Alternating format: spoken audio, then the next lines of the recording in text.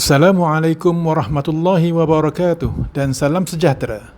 Selamat datang ke Taysir Tashil, sebuah inovasi pembelajaran digital yang dibangunkan bagi memudahkan pembelajaran bacaan khusus riwayat Hafs an Asim Tariq Asy-Syatibiyah.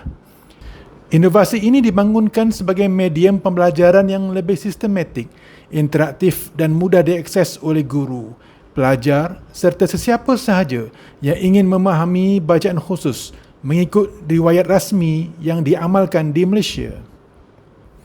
Ini merupakan menu utama Taysir Tashil. Pada paparan ini, pengguna boleh mengakses semua kandungan hanya melalui satu platform. Susun atur yang ringkas dan mesra pengguna membolehkan setiap menu dicapai dengan mudah tanpa perlu membuka banyak fail atau aplikasi. Menu seterusnya ialah panduan menggunakan Taysir Tashil. Bahagian ini menerangkan langkah-langkah penggunaan platform supaya pengguna dapat memanfaatkan setiap fungsi dengan lebih berkesan. Panduan ini amat membantu khususnya kepada pengguna yang pertama kali menggunakan Taysir Tashil. Bahagian ini memberi penerangan ringkas tentang bacaan khusus riwayat Hafs an Asim Tariq Asy-Syatibiyah. Pengguna akan diperkenalkan kepada konsep bacaan khusus, kepentingannya dalam pembacaan Al-Quran serta hubungannya dengan riwayat Hafs an Asim melalui Tariq Asy-Syatibiyah yang menjadi amalan rasmi di Malaysia. Pengenalan ini menjadi asas sebelum pengguna mempelajari setiap bacaan khusus secara lebih terperinci. Ini merupakan kandungan utama Taysir Tashil. Di dalamnya terdapat 23 bacaan khusus riwayat Hafs an Asim Tariq Asy-Syatibiyah yang disusun secara sistematik. Setiap topik dilengkapi dengan penerangan, contoh ayat Al-Quran serta video bacaan yang membolehkan pengguna mendengar dan meniru sebutan yang tepat.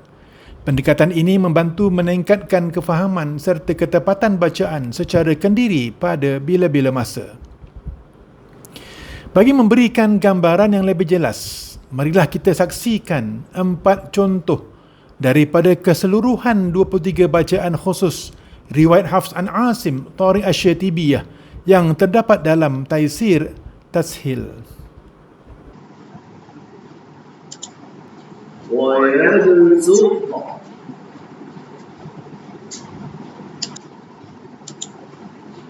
لا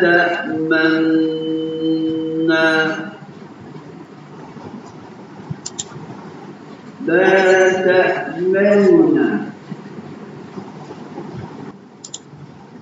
وقال اركبوا فيها بسم الله مجريها ومرساها أعجمي وعربي. Selain bahan pembelajaran, Taysir Tashil turut menyediakan latihan ulang kaji. Latihan ini membantu pengguna menguji tahap kefahaman selepas mempelajari setiap topik. Melalui latihan secara kendiri, pengguna dapat mengenal pasti kekuatan dan aspek yang perlu dipertingkatkan dalam penguasaan bacaan khusus. Bahagian terakhir ialah indeks. Indeks memudahkan pengguna membuat rujukan pantas terhadap semua bacaan khusus yang telah dipelajari. Dengan adanya indeks, pencarian maklumat menjadi lebih cepat, sistematik dan efisien.